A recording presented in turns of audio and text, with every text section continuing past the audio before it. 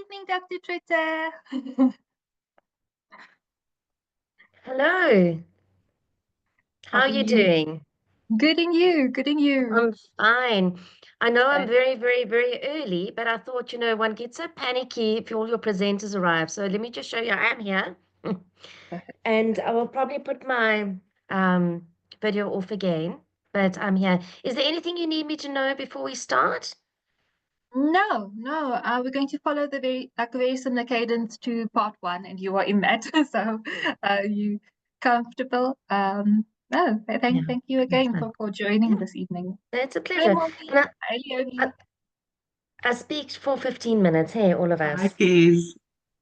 So most people are speaking around 12 minutes, but Oh, But okay. but but but Sharon, we've given you 3 minutes extra because neuropsych wasn't in the In previous one. the So we've made that allocation because we had like 3 minutes spare. But, so yes, you have a few seconds extra. Shame. Thank you. But I'll make sure not to take up any more than that.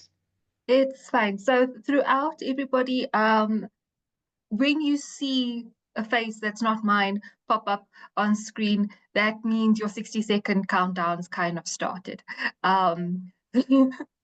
So as we go, so we start with Prof. Ronald. We'll just do an opening address. Sharon, you'll then start. And when you have a minute left, I'll message the next speaker, Komotso. And so when you see Komotso on screen, you know you need to start closing up. Okay. Okay, that's a good system. And we'll Excellent. all we'll all roll like that. So Leonie, when you see mommy's face pop up, you need to calm down, slowly finish. Cool. Mommy, when you see Barry, then but I mean we if you go over a few seconds, that's also fine. I think the last time we did really well, we finished 10 minutes over. But there was a lot of engagement, and I'm hoping for the same tonight. Keys, can I, I I am quickly check so if my sorry. screen can I share? Sorry, Leonie? Can I quickly check if my screen Yes, share works? yes, please do.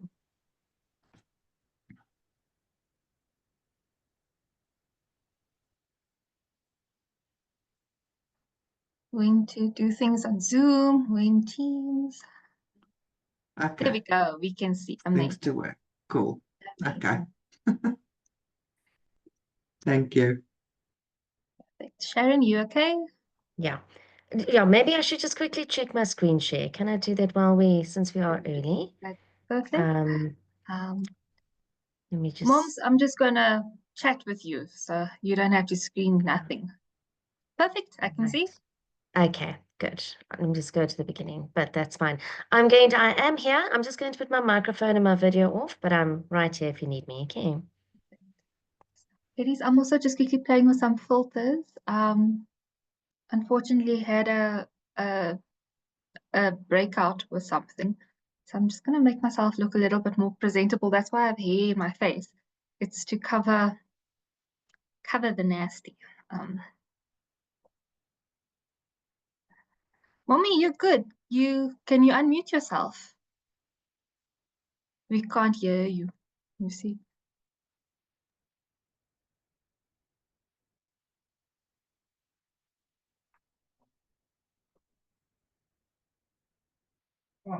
Mommy, can't hear you. We can't hear you.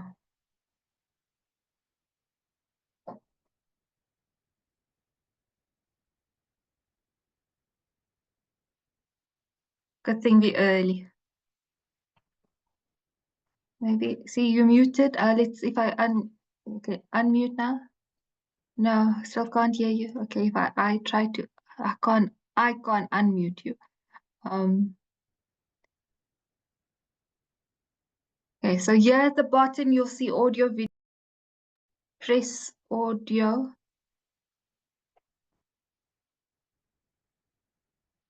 No, mommy can't hear you.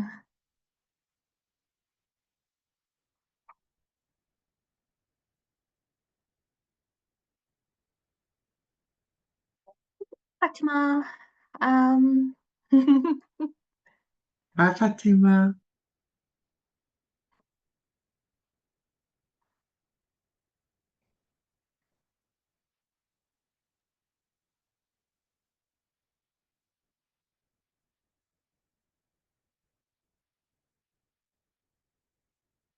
Mommy? Okay, Fatima, can you unmute yourself? Oh, that looks nice. I should also add a nice background for us. I can hear you. Do you want to share slides quickly? Do you want me to use a SASA background? No, you can use whatever background whatever background makes you happy. See? Where's my presentation? Let me just quickly try and close a few things because I think I have like a million things open on my computer. So That's like, it. I can't Okay. find the presentation. Perfect. While you still trying, Fatima, Mommy, try again if you can't unmute yourself or no, that doesn't look nice. I'm going to delete my background. Mommy, maybe leave and come back. I don't know if that might help. Hi, colleagues. How can I assist? Hi. Hi, Mohammed. Hi. He's struggling with Mommy. Yeah. Can you maybe unmute her?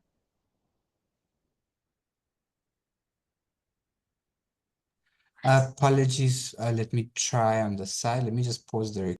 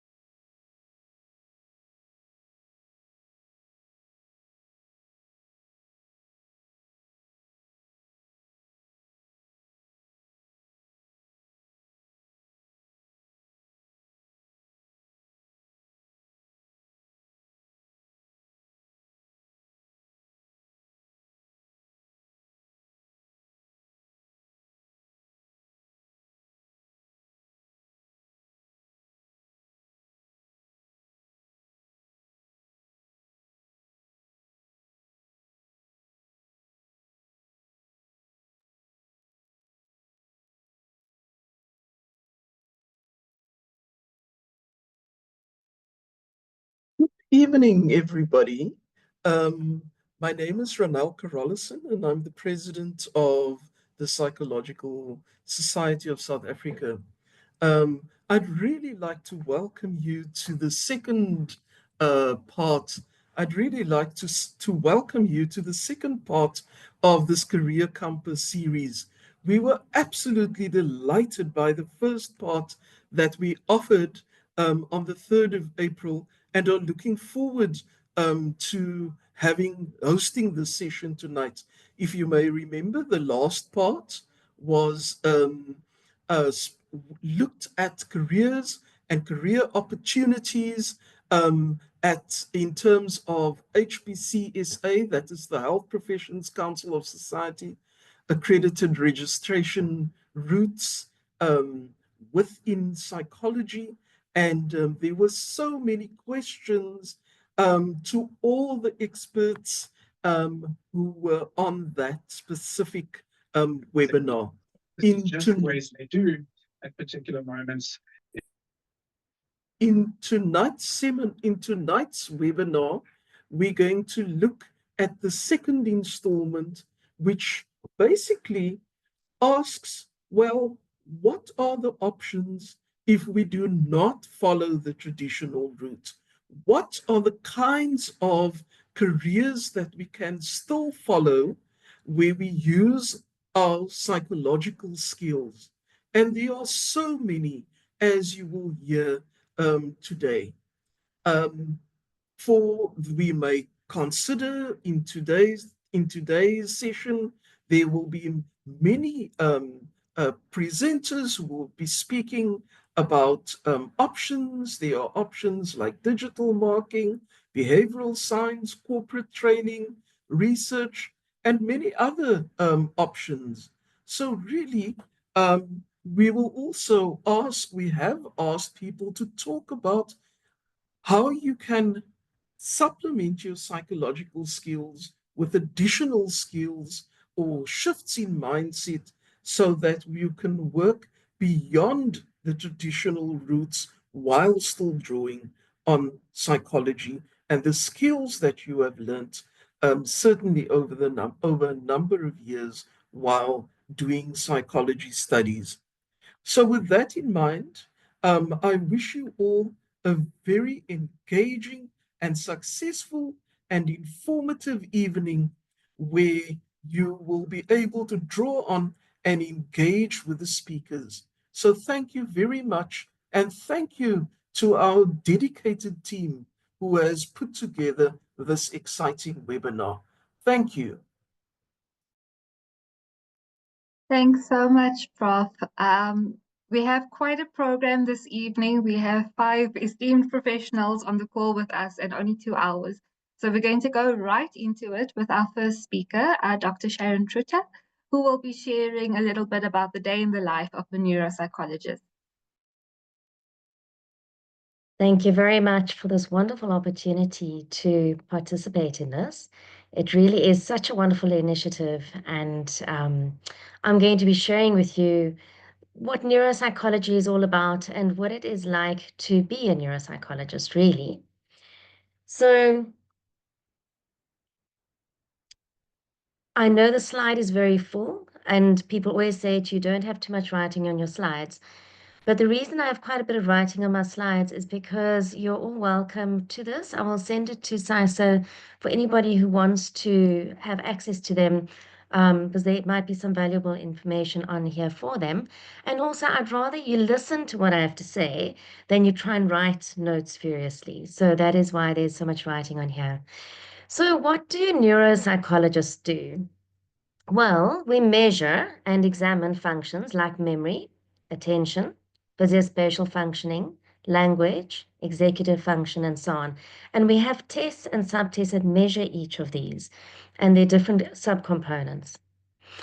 But also, as neuropsychologists, we wonder about and investigate the biological basis for seemingly strange phenomena like hallucinations, non-epileptic seizures, people who have epileptic seizures when there's no epileptic activity, sleep disorders like sleepwalking, night terrors, delusions, out-of-body experiences, imagination, intuition and premonition, addictions, phantom limb phenomena, dreaming, and so on. My list goes on and on and on. These are all things that have to do with the brain and how the brain is functioning, and so they fall within the sphere of neuropsychology. As neuropsychologists, we work with people who have brain-related injuries or conditions like ADHD, autism spectrum disorder, dementias, stroke, concussion and other traumatic brain injuries, multiple sclerosis, cerebral palsy, substance abuse, etc., etc. As the list goes on and on. Thought I'll just mention a few. And in our work, we integrate our observations with the information that we get from other medical fields and things like brain scans, the patient's background history, what they say is wrong with them, and what the people who know them well are saying is wrong with them, and our knowledge of brain behavior relationship and neuropathology, and our test findings. So we incorporate all of this information to get a clearer picture of what is going on with a person. Then we write reports for and we advise patients and their families and other medical practitioners and organizations like the court, insurance companies, and so on, of what is actually going on with that person, what our findings are, and how that affects the aspects of their lives. So we explain to patients and their families why the patients behave as they do, what people can do about it, what to expect in the future, and so on. And we also help to make decisions about, for example, if someone's entitled to compensation, and what sort of treatment and support they might need, considering their particular brain injury. So the knowledge needed by neuropsychologists, in addition to normal psychology, well, we need to have a really good grasp on brain anatomy, on neuropathology, on psychometrics and statistics, on neuropsychological testing, and on human behavior. And I thought I'll put this picture, this labeled brain there. And if your immediate reaction is, oh no, that's way too much information, then neuropsychology might not be for you. But if you look at this picture and you think, oh, that looks so interesting, then maybe neuropsychology is for you. So let's look at the advantages and disadvantages of being a neuropsychologist. The advantages include that it's an absolutely fascinating and challenging field. You will not be bored in this field. There is quite a bit of status attached to it. I find if I tell people I'm a neuropsychologist, their response is, oh, really? And it's as if we like these really amazing people, which of course we're not, but there's a kind of a status of not really all they deserve, but associated with being a neuropsychologist. Also, this work can be more lucrative than other fields of psychology. You can charge more per hour than is normally accepted going rates. And what I really like about the field is that you're not stuck sitting in a chair for 50-minute sessions. I used to find when I used to do counseling psychology that I used to get really tired of not being able to get out of my chair for 50 minutes at a time. So with neuropsychology, I don't need to worry about that. And also with neuropsychology, you finish what you've started. So a person's referred to you, you do an assessment, you write a report, you give your recommendations, you give your feedback, and your job's done. And then you go on to the next person. Whereas I have found with, for example, counseling psychology that I did for a while, that it's almost as if the work is never really finished. And sometimes that, for me, I found that a bit draining. But also another advantage is this, the field of neuropsychology is really a strongly growing field internationally. Unfortunately, we have some disadvantages to neuropsychology. The one is, and one's got to be aware of this, it will take time before you start earning well in neuropsychology because generally there are no jobs available. You will have to create your own work, start your own practice or start something like that. Medical aids at the moment don't really pay much for our services. They don't really understand what we do, but it's a work in progress. We're working on that. And in terms of medical legal work, if you do that, which is a strong source of work for many neuropsychologists, it can take years before you receive payment for the work that you did. Can also be difficult to get referrals because medical practitioners in South Africa don't quite yet know what we do or understand what we do, and the public don't really know about us yet. So I always say that if you're going to be a neuropsychologist, part of your job is to advocate for neuropsychology and help people understand what it's about. And then, quite frankly, report writing can be a bit of a slog, but there are ways to get around that too.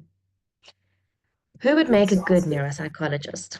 Well, in my opinion, and this is really my opinion, this isn't research based, you need to be curious. You need to wonder how things work. You need to be logical and analytical. This isn't a airy, fairy, fluffy field. This is very logical and almost kind of mathematical. So you need to be interested in science and how things work. I recommend that you need to be good at maths and physics. You don't really need maths and physics much for this, but if you were good in maths and physics at school or at university, then you'll probably enjoy this field. You need a good memory because there's a lot to learn. And I recommend that you have a good spatial ability because it really helps to be able to imagine the brain and the workings of the brain in its 3D format. You also need to be a self-starter. That's because there aren't really jobs in neuropsychology. So you've got to get yourself going and you need to be willing to never stop learning. It's a developing field. I don't think it will ever come to an end. So you have to keep learning. So how do you become a neuropsychologist? Well, you need an honors degree in psychology, firstly, but in your honors degree, you should have some sort of neuropsychology module, like a brain and behavior module or something like that. I'll tell you in a moment why you need that. Then you need a master's degree in neuropsychology and you need to do an internship in neuropsychology.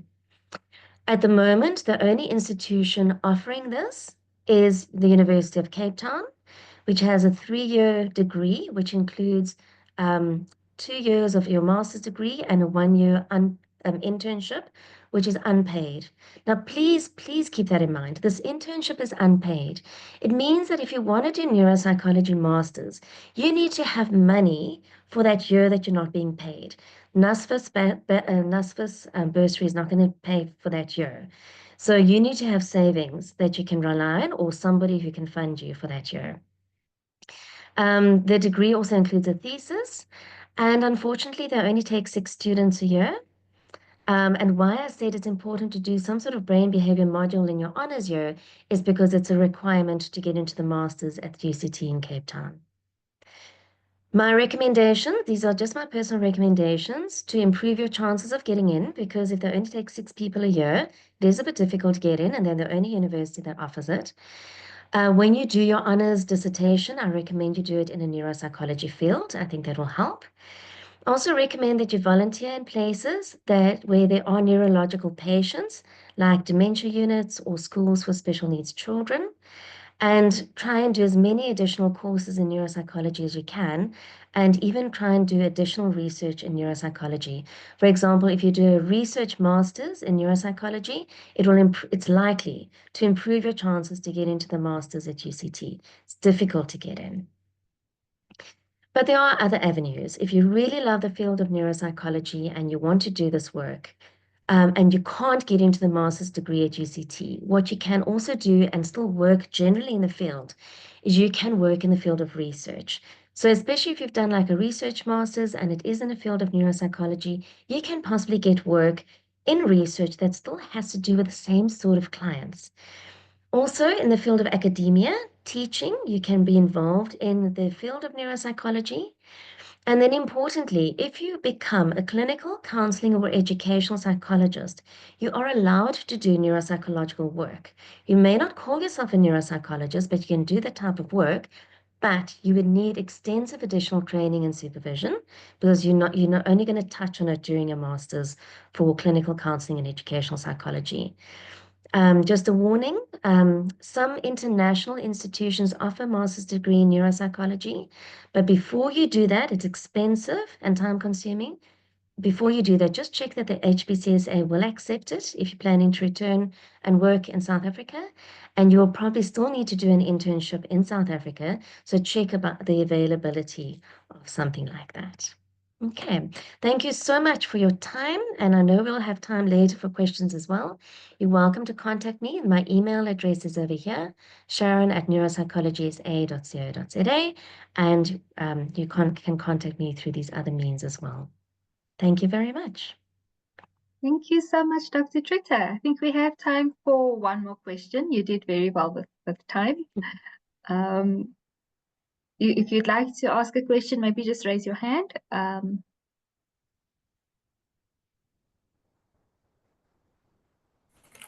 Hi. Oh, Hi. Hi, my name is Megan. I wanted to ask, because it's one of my biggest frustrations at the moment, is I've studied all this time to do cognitive neuropsychology. I cannot leave Johannesburg. My gran has dementia. She's pretty much, she's in a care center and whatever, but it's really disappointing because, you know, not all of us have the luxury of upping our lives and leaving. And it's something I've been working towards for many, many years.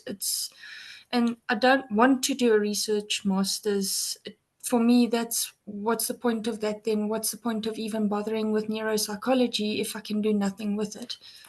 Thank you. So I understand your frustration, and I think there are many people who are frustrated because it's not only about it only being offered in Cape Town, it's also that it's only for 6 people per year. And so it means that a lot of people, they're just not going to be able to do it. I am really hoping, and I do trust in the future, some of our universities might open other neuropsychology master's degrees, but I think we're quite a long way off from that. But hopefully in the future we can do that. But I really empathize with your situation. Thank you. amazing. Thank you so much again, Dr. Tritter. Dr. Tritter has mentioned that she will be available in the chat for a few more minutes, so keep those questions coming. I think there is one asking, can it be relevant in the criminal space? but Oh, I'm just yeah. gonna Okay, I'll answer no, in the chat. go ahead and answer. Okay, no, absolutely, absolutely. I think if you're going to work in the criminal space, you don't have to be a neuropsychologist, but a good grasp of neuropsychology would be very important.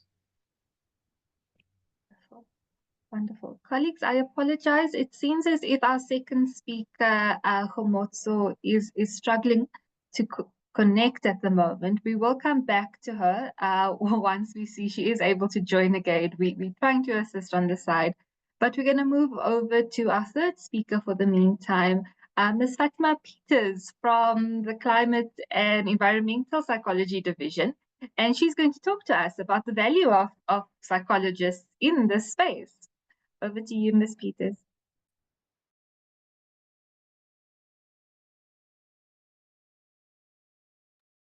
Hello, everyone. Thank you for coming today. Just want to press share.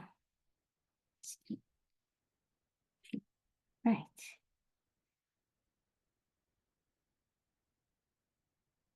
Yeah. So thank you, everyone, for coming today and joining us on this lovely engagement. My name is Fatima Peters. I am part of the Climate, Environment and Psychology Division. So the emphasis of my talk today is on follow your heart for climate justice in psychology. And so I just wanted to talk about my journey. So reflecting when I was asked to do this particular chat, I was thinking about how did I end up where I am today. And I was thinking about my family history of having been forcibly removed in District 6 and how that really impacted on my perception and engagement in the aspect of justice. And throughout my childhood and high school career, as well as studying at UWC and going to high school at Harold Tracy, I was orientated to really thinking about the justice as an aspect. And so in 1996, and I'm giving away my age here, I was at Harold Tracy in Standard 6, and the government had changed the policy, and they changed the number of children to teachers. And so what we had done, because of where the school is located and the fact that all the politicians has to drive past the school, we made placards and we were standing at the school wall, at the school, the gates, and we were showing our placards. And so that was really some of the engagements that I had about where do I come from? Who am I? How important is justice to me as a person? And so when I now continued and had to choose a topic for my PhD, my supervisor gave me quite a few options, and I was like, no, I don't want to do those. And then he's like, so I said, okay, I love methods because I'm also in the division of research and methodology. And so I'm like, okay, I will do a PhD on methods. But then he's like, what about methods do you want to know? And I was like, how are methods used? And so that's how I ended up doing a PhD on methods. But my focus was on how are critical research methodologies used in the field of climate change. And because I come from a field of justice and I'm thinking about how are marginalized peoples impacted, I was looking at the aspect of climate justice. And so for me, when I looked at the landscape of our country and started seeing, but climate justice is extremely relevant. We had flooding in KwaZulu-Natal, people's homes got washed away, people got washed away, animals got washed away. In Limpopo, we have extreme drought. And similarly, people's crops are dying, farm animals are dying. They are proposing to have a new mine in the area where I live, which is going to contribute to an increase in carbon in the area and change the climate. And for many people in Limpopo province, there's a strong dependence on land, on growing crops because of the fact that there's extreme high poverty. So when we look at climate justice and we look at all of these things, hurricanes and tornadoes, sea level rise, extreme heat exposure, drought, flooding. We had last year the spring tides where people's homes got washed away in Cape Town, in Franschhoek. And many of the people that live in informal settlements, their homes got washed away. And they didn't have any option. They don't have any insurance. And for me, thinking about who is the most impacted by all these changes, these climate changes, water insecurity, who's impacted? It's the people that are most vulnerable that are impacted. When there are fires, we had a really lovely presentation today for climate and environmental psychology on eco-justice. And the presenter did an amazing job about talking about fires and how the fire on the mountain in Cape Town, the response was immediate. There was water being brought in, there was helicopters, but there's over 1,500 fires every year in Cape Town in informal settlements, and yet nothing much is done. People are treated as though they're the problem. So these problems, climate change, water insecurity, flooding, drought, heat exposure, these have direct impacts. I'm not keeping time, so Pakiza, I didn't start my timer. If you can maybe just stop me, I'd Fine, appreciate. we will tell you when to stop. Thank you so much. So when you look at all these extreme weather events, we have to also think about the direct impact of these extreme weather events on people. And this is where psychology comes in. How do we as people feel when our homes are washed away, when our crops are washed away, when our farm animals are washed away? What is the devastation and psychological response? And from a psychological perspective, most of the time people would refer to the response as being, oh, it's eco-trauma or eco-anxiety. And my argument is this is a very natural response to a very unnatural situation. And so for us in psychology, really critically thinking about the way in which we're responding to these problems is really necessary. We need to think about climate change from a critical perspective and not just assume and take on the way in which it's configured in other contexts. In South Africa, how do we think about climate justice? What is the physical effects? What is the effects on vulnerable people? How does extreme weather effects impact on food insecurity, economic losses, displacement and migration of people? There was an amazing study done by a researcher in New Zealand, and she was saying that for people that live in small islands, their homes are going to be under the ocean. And so these people have to go somewhere. If you look at Africa, there are people that are constantly need to migrate because of water insecurity, and the crops are dying, and it's causing war, and people are dying. And so we need to think about what is the nexus between human beings, psychology, the environment, but not leaving out the people that have been vulnerable. So when we look at climate justice from a decolonial perspective, we need to think about who is not being considered. When there was this major response for the fires in Table Mountain, who is not being considered? The effects of climate change on all the people who are going to receive resources and support and who's not going to receive resources and support. And so for me, this is really an aspect about justice. How can we leverage psychology to make a difference? Right? So for me, when I think about climate change, I'm thinking about what can we in psychology do better? Using the knowledge that we have, thinking critically about how do we make life better for the people that are most vulnerable. And when we speak about marginalized communities, we're talking about women, children, the elderly, people that are physically not able to move. We're talking about communities that are often overlooked. And so we need to think about what can we do practically in psychology to use our field for change, for justice, and for meaning? And so when I thought about this, there's a lot of work being done by many young people. Climate activists are really trying to engage with government and various stakeholders to make a difference. And so us as people in psychology, how can we, who are trained as registered counselors, clinical counseling, educational, and neuropsychologists, how can we support those who are on the front lines fighting for change, fighting for justice. And I thought, what are some practical tips that we can think about in psychology? How can we work with non-governmental organizations? How can we work with frontline communities, the communities that are in direct contact with these extreme events? With the mines where there is pollution being pushed up into the air, people are getting cancer, people are dying. There's quite a lot of oppression where minds who are having quite a lot of money are somehow impacting on people that want the money versus people opposing the money, resulting in people that are activists being murdered because of the fact that they're opposing minds and big corporations. So what can we as psychology do?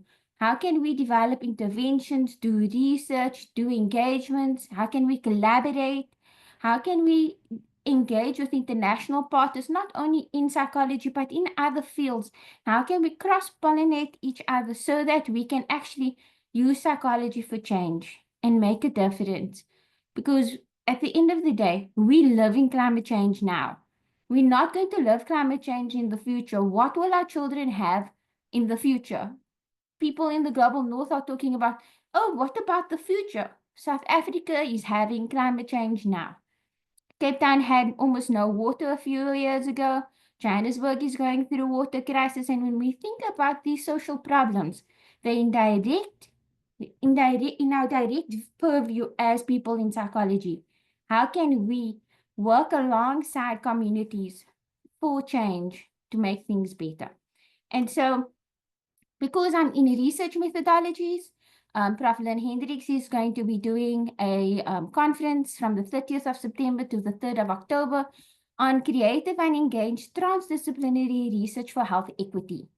And I think that this is a beautiful platform for anybody doing arts-based research, visual research methodologies, critical research methodologies. Join us for this particular conference. If you're talking about any problem relating to justice and health, let us begin engaging in these forums to really make a difference. So yes, that's me. I'm from the division, Climate and Environmental Psychology division, as well as the Division of Research and Methodology. As you can see, I'm really passionate about water injustice amongst various other things, and this is my email addresses, fatima.peters@univen.ac.za and fatima01peters@gmail.com. So thank you, that's me. Thank And you so much, Fatima, and everybody is on the call. If you ever want to do a webinar with any of those divisions, Fatima Peters is the person you contact.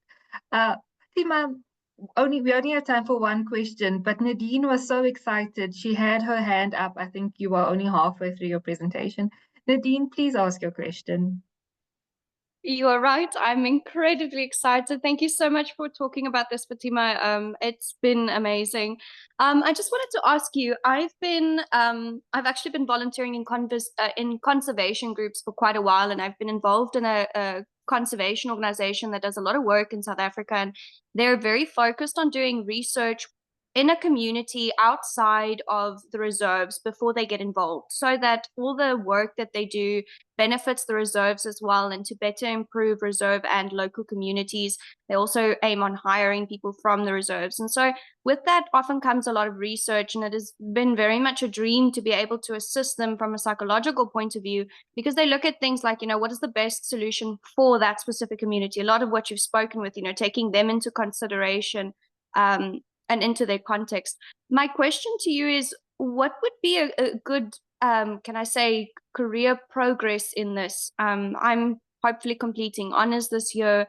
If somebody wanted to move forward in environmental psychology as a field, is it just more academic? Would it just be to do a master's thesis and be in academic fields and liaise with NGOs like this? Or I don't know if you've got any comments maybe to help with that. So I know that the University of Pretoria has a master's degree that has courses in climate change and climate justice. You might want to consider looking into the master's degrees offered from the University of Pretoria. There's quite a number of international universities that offer masters and PhDs in environmental psychology as well. The UK and Canada in particular are really lovely places where you can have a look at the programs that they have. So you can do a master specifically in environmental psychology. But the way I got into environmental psychology was through a normal master's, PhD in research. So the other thing I also want you to also think about is the space for activism. There are lots of NGOs that are in the activist space, and that if you really want to, you can work alongside many of these non-governmental organizations in Africa as well as internationally. And this would be another avenue and way in which to get involved in this particular space. So a master's in research where your focus is on a climate-related topic, food insecurity, water insecurity, anything like, so psychology really has a nice nexus with many other fields. So you want to look at a trans or interdisciplinary team that is working in this particular space.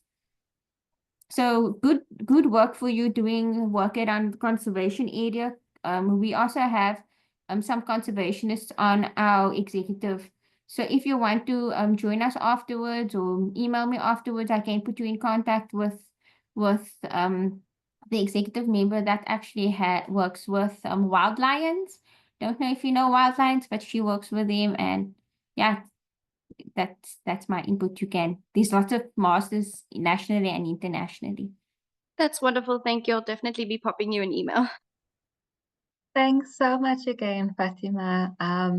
Over to our next speaker. I think just before this workshop started, we were talking behind the scenes, and Anne has been part of PsySSA, I think, almost as long as PsySSA has been around, and she's done amazing work in public spaces. So, Anne, over to you.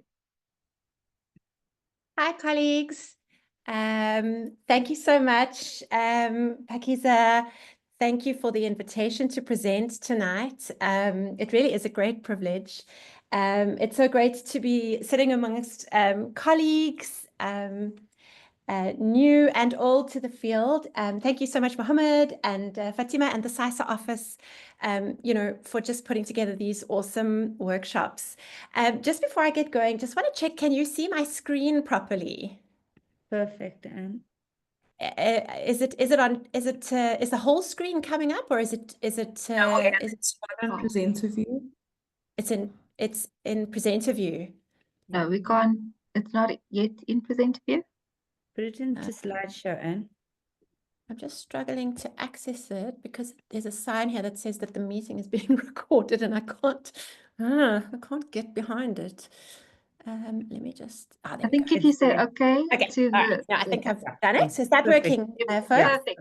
All right. Okay, awesome. Thank you so much. So I'm Anne Kramer-Olin. I'm a clinical psychologist by training, and I work at Fort Napier Hospital. So I'm officially a government employee and have been working in government pretty much all my professional life. I had a private practice for a couple of years when I moved to Nelspruit.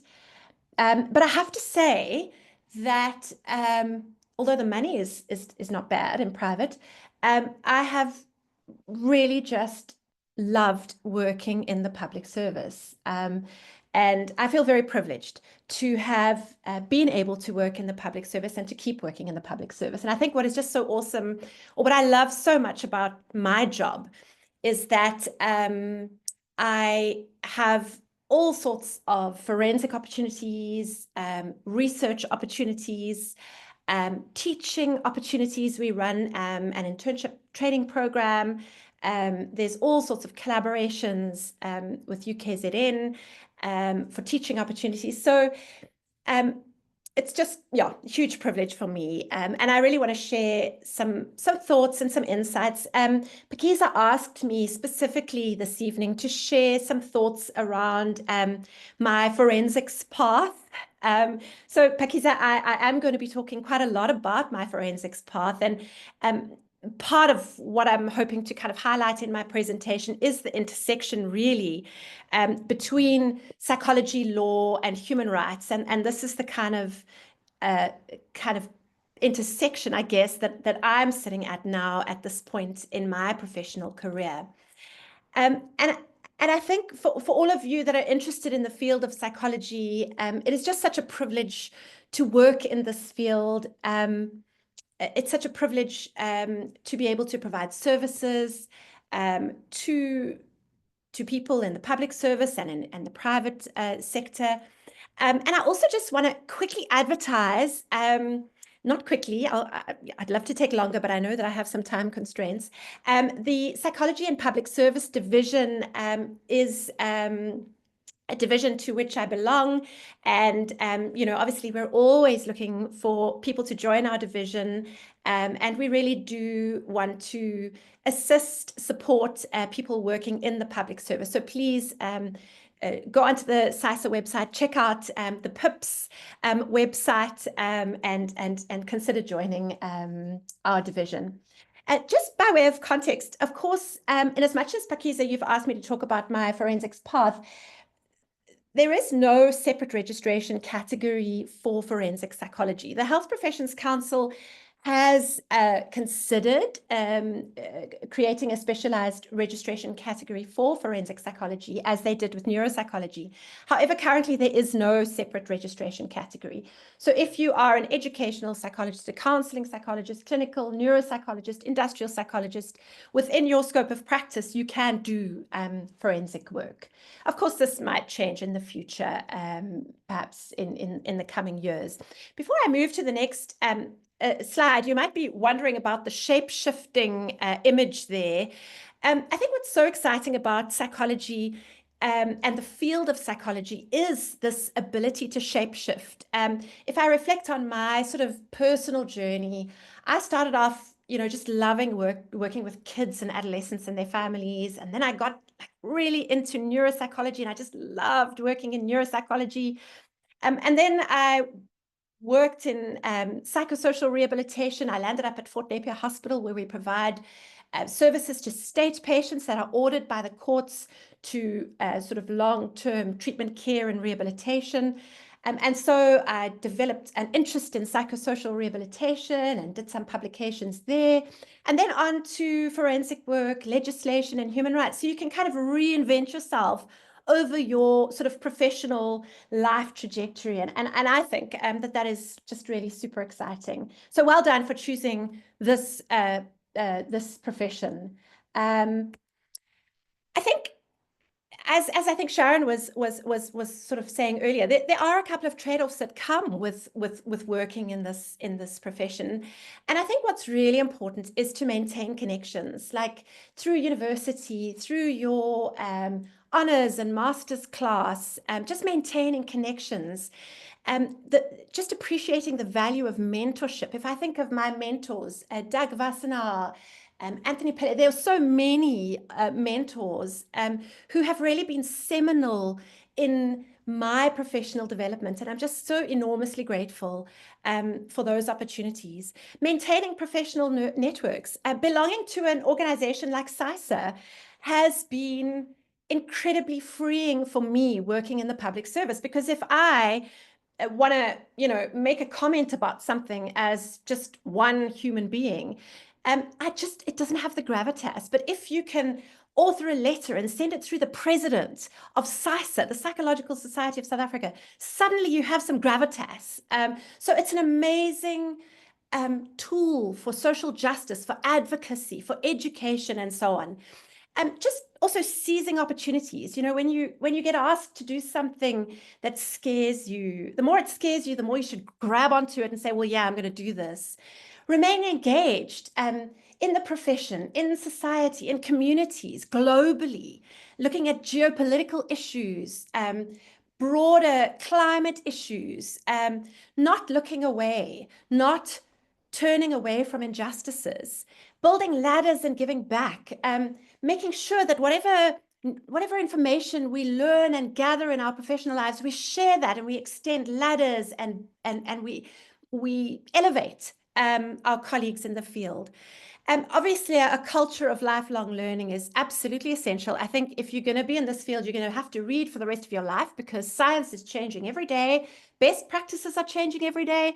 And if you don't read and keep up with things, then you will get left behind.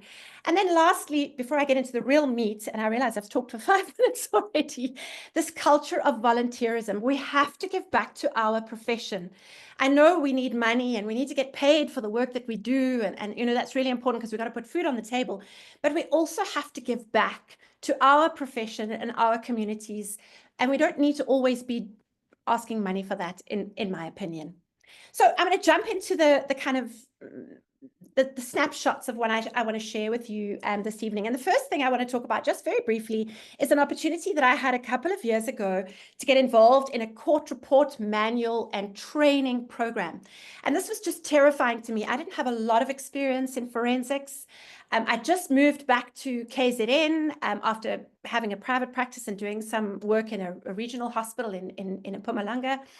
And I was approached to participate with the National Prosecuting Authority, the police, Department of Correctional Services, Department of Health, in creating a forensic court report manual, firstly, as a resource for those interdisciplinary members, as well as facilitating training nationally.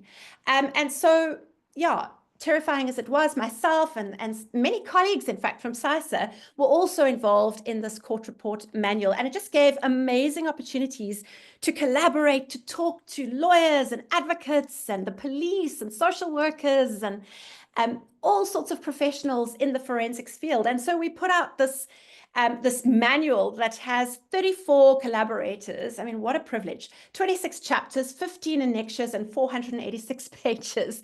And we've done training probably of well over 1,000 attendees in South Africa. So just super, super exciting. What I also want to just quickly show a snapshot of, and I need to acknowledge my colleague, Prof. Anthony Pillay here, because Prof. Pillay is the person who got me involved in competency examinations in terms of the Sexual Offences and Related Matters Amendment. So in this work, we do a lot of forensic work with survivors, or what the court calls victims or complainants of crime. And when we do these forensic assessments, we basically are doing these assessments in order to advise the court as to whether or not we feel that this particular survivor is able to give evidence in court. In other words, we help that person to access the criminal justice system. We also advise the court on all different types of accommodations that might help that survivor to be able to give evidence more easily in court in the pursuit, of course, of justice. And throughout this work that we do, we apply the psychological knowledge that we learn in the criminal justice system through our forensic work. And so a common question when one perhaps does an assessment with a person with intellectual disability is from the defense usually, well, isn't it true that people with intellectual disability are more likely to lie?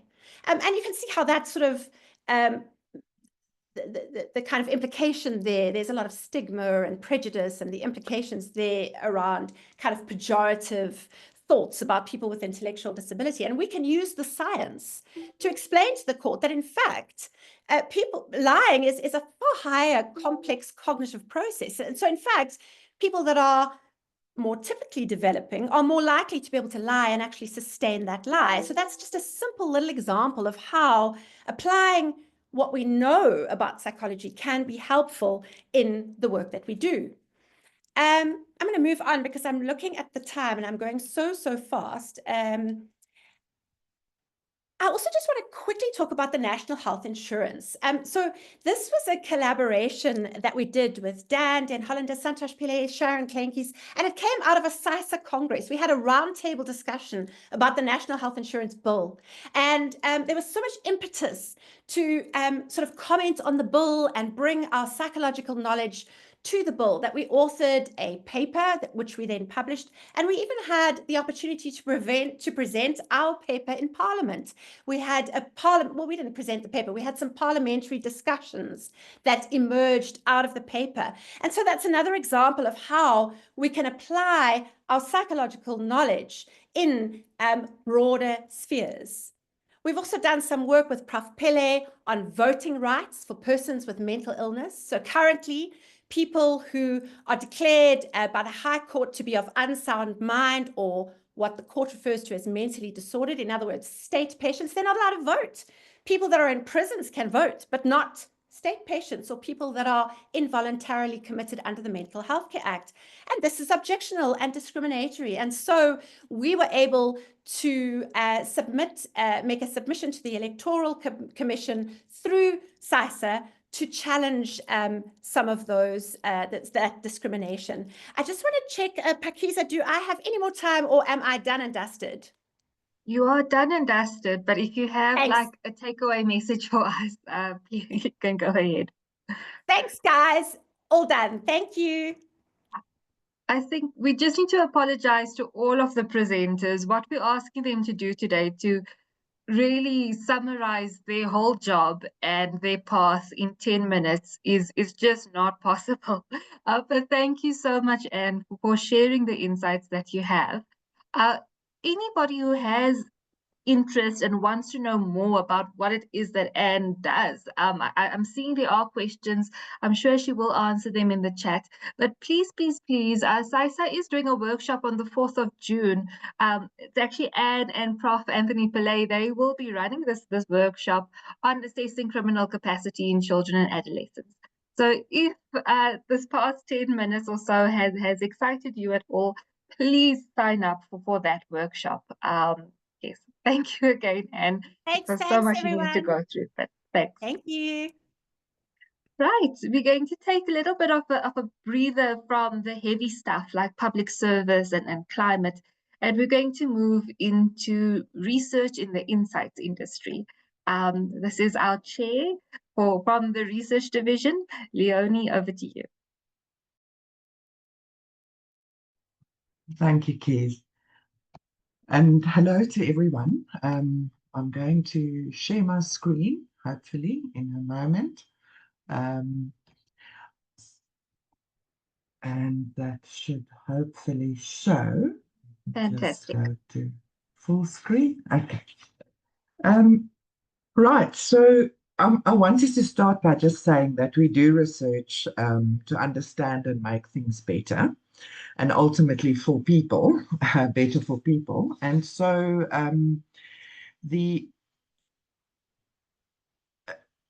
if you are interested in understanding people and making things better for people, then you should definitely consider research as your choice, research psychology. And specifically, I'm talking today about the insights industry that I've been involved with for many years.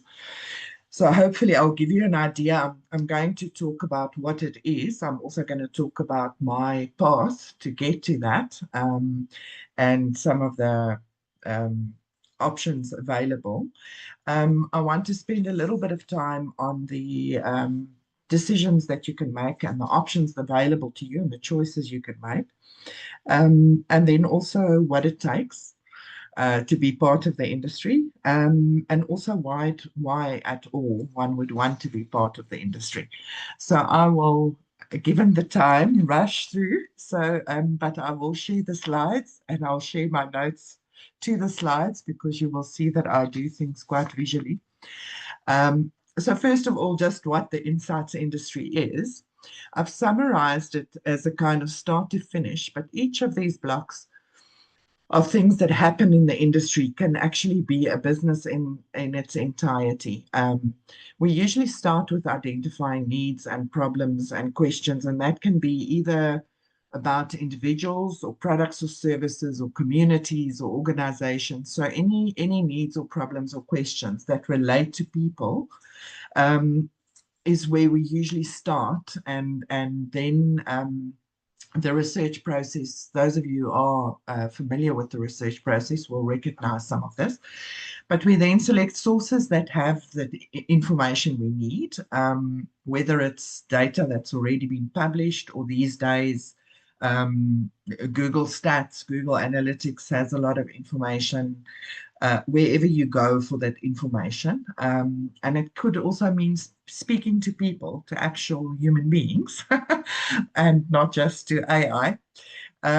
We collect and capture the data from the various sources. It's then cleaned and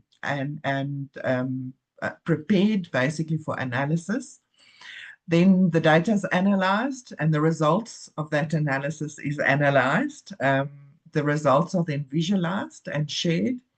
And the insights from that is shared with other people. We apply the insights and we provide advice. And then hopefully all of that contributes to the problem, the original need or problem or question being addressed. I'm talking very broadly, but so a day in the industry could involve any and all of these. But that gives you some idea. Globally, the insights industry is seen as a combination of social research, market research, opinion polling, and data analytics. And also now the software that's being used and the reporting that happens based on secondary data especially. So it's quite a broad definition and a big industry. It is 142 billion US dollars worth globally, which is 2.59 trillion South African rands. And just to give you an idea, if you're not keen on the numbers, that is 4 times the size of the global music industry, including live performance and recording and online. So it is quite a substantial part of the industry, of the global market. The path that I followed is it's not the straight line you see at the top. It's more the squiggly line at the bottom. So I just wanted to share that, share with you how I got to where I am, to give you an idea of where you can go with research, even if you don't have, I'm a research psychologist, even if you don't get to the point where you are a research psychologist, if you have research skills, you can actually do any and all of what I've put up here. So my entire career does not rely on the fact that I am a research psychologist, although obviously that level of expertise has helped me tremendously.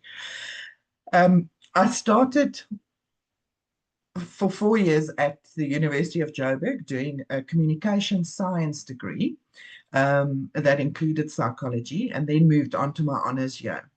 I'm putting that up as starting to work because I did all kinds of things while I was doing my degree, and that included things like interviewing people about the toothbrushes they use and all of that.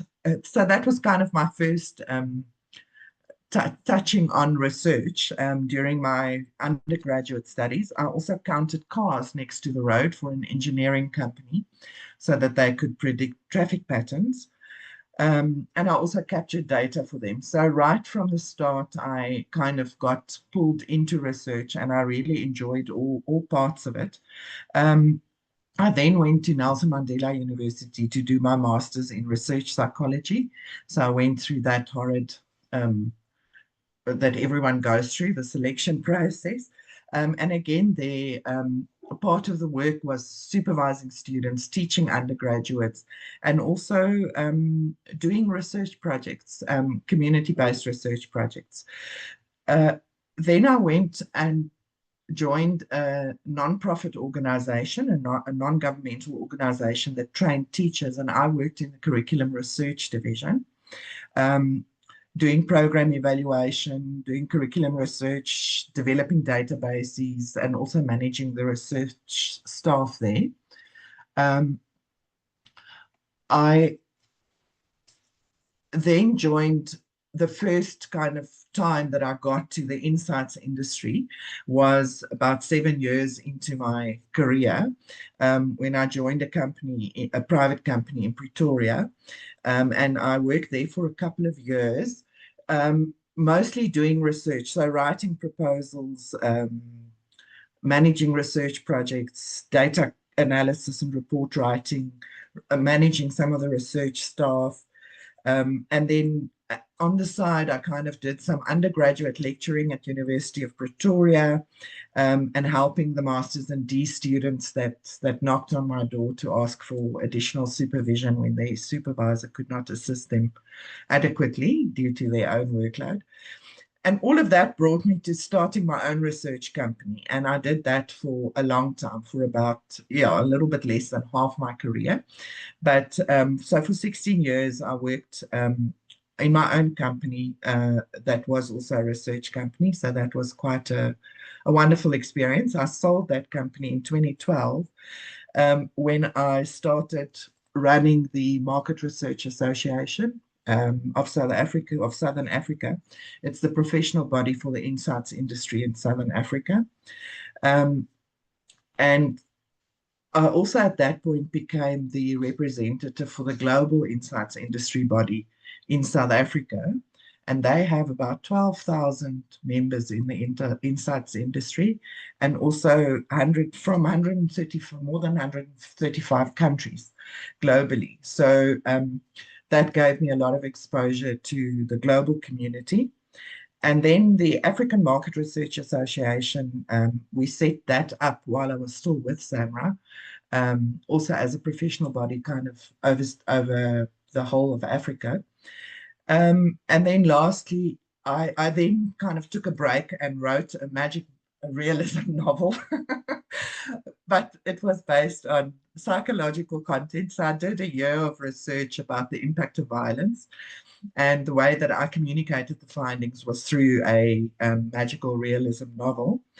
And then that was kind of just before COVID, and then COVID hit, so I kind of just went with that. I had planned to take time off anyway, so it was good timing. But I've since started another company that I mostly do, so I do a lot of freelance work for research. I write opinion pieces and I blog, and I do some consulting, and I train researchers, and I edit information. So I just wanted to give you an idea of the variety of things that you can do if you have research skills. And over the, I'm calling it 30 plus, I've stopped counting, but in the 30 plus years, I've done more than 400 consulting and research-based consulting and research projects for everything from government to semi-government to private and not-for-profit clients across the globe. I've written and delivered about more than 100 talks and presentations at conferences globally, locally in Africa, South Africa.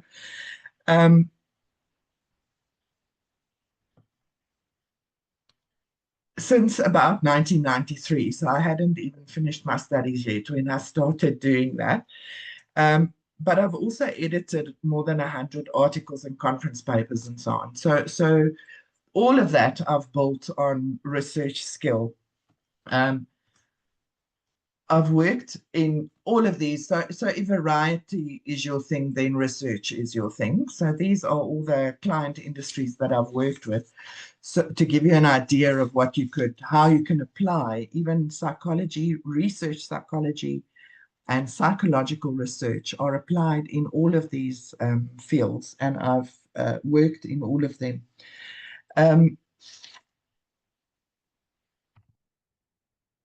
So all of that is to give you an idea of what the options are. So your options and the decisions that you want to make if you want to do research as a career in the insights industry is whether you want to work in government or in NGOs or non-profit sector or in private companies. So who do you want to do your research for? What research do you want to do? Do you want to work on the user side, where in the insights industry, we refer to the user side and the supplier side? It sounds very drug dealing, but it's not. So you either use research or you supply research. And both those are equally stimulating. You choose a sector where you want to work, with the type of research. So do you want to do market research? Do you want to do social research, opinion polling? Do you want to work in the software development side of things? You choose between qualitative and quantitative or both. And then you can choose, you've got options to do business to business or business to consumer, and so on. So you have a whole host of choices to make. You can also decide whether you want to do your research locally or regionally or multinationally. And a lot of the multinational research and organizations actually have offices in South Africa. Why you want to do this? So you have to figure out whether you want to earn a living freelancing, whether you want to earn a salary working for someone else, or whether you want to build a legacy and actually start and run your own organization. And those options are all open to you. And you don't need a master's for that. You can do that with any research skills. What it takes from you is that you have to have at least a first degree, generally. But you have to have, from top left, a thirst for knowledge. You cannot get away without that. You have to want to know things, and you have to want to explore things. But you also have to be a progressive thinker, and you have to be open-minded, and not scared of getting your hands dirty. We all do everything in the industry. It's not, we hardly ever hand over something to someone else. It's everyone does everything. You also have the skill set of a researcher, and you have to be an independent thinker and a self-starter. You can't wait for other people. You have to take charge. The skill set is multifaceted, and it's growing in breadth all the time. So being a good researcher is not good enough. You have to add things like consulting, like design, like storytelling, like journalism, technological savviness. All of those things get added to your skill set. So focus on those if you want to excel in the insights industry. And then last but definitely not least is make sure that you have integrity. If you don't have integrity, you won't last very long in the industry. Just a side note on that, the Division for Research and Methodology often gives, if you're a member of PsySSA and you're a member of the DRM, you'll get a newsletter that gives jobs that you can do, that you can apply for. So seriously consider that. We're quite an active division. And if you don't have the funds for membership at the moment, just follow us on the social channels, and you'll get some additional information and training information via those channels from us. Lastly, why you would want to do this, and there are 4 good reasons to get into the insights industry. First of all, you discover something new every day, so you become a perpetual learner. You never stop learning, and you always remain a student. Secondly, you play with the latest technological toys, because that's just part of the industry. You also get to strut your stuff, thirdly, in front of audiences, participants, clients, businesses. So it's one of the industries where even a junior person gets to present on the global stage, and there are specific opportunities created for that. And lastly, you see the impact of the work that you do. You see that in products, you see that in services, you see that in brands, you see that in communities, you see that in society, in organizations, in government, and so on. So it is really an exciting industry to work in. Thank you. That's it from me. I hope I'm okay with time. Sorry, Keys. Thanks so much, Leonie. If it's okay with you, we're going to move straight to the next speaker, but you'll be available in the chat for a little bit. Yeah. Thanks, Leonie. And yes, follow the DRM division of research methodologies. We communicate a lot with members. Dr. Momi Metseng, please unmute yourself and put your video on. Right. So thank you again, Leonie, for a very visual presentation. We really appreciated all the color, and I'm sure all of us woke up a little bit with everything you were showing us and then how your visuals were relating to what you were saying. We're taking a little break from a presentation. I'm now going to have a little discussion with Dr. Momi Singh, who's going to tell us a little bit about how her psychology background has influenced how she got to where she is today. So over to you, Dr. Singh. Good evening, and thank you so much for allowing me to be part of this beautiful, very engaging discussion. And I just want to indicate that my role as a psychologist took a whole twist from what I thought it would be to what I am right now. And maybe through the discussions that we will have, I will be able to expand even further, Pakisha, to indicate to you how I got to where I am. Thank you. Yeah, so maybe start there. What was your journey like, and maybe tell us what is your registration category? Okay. So my registration category is I am an educational psychologist registered with the PsySSA as an educational psychologist. What is your current role? My current role, okay, so I am a senior lecturer right now, and I have worked in the Department of Education for over 15 years. And I think that is a recognition of something. And I thought I have done my bit in the public sphere. So I think I need to move up to the other sector and get a sense of what my contribution would be in the academic sphere, and I am now in the academic sphere, being a senior lecturer, but also a psychologist in that field. And in your current line of work and what you're doing now, I mean, in academia, we know that research is really important. But how do you think your qualification and your journey so far has assisted you to get where you are right now?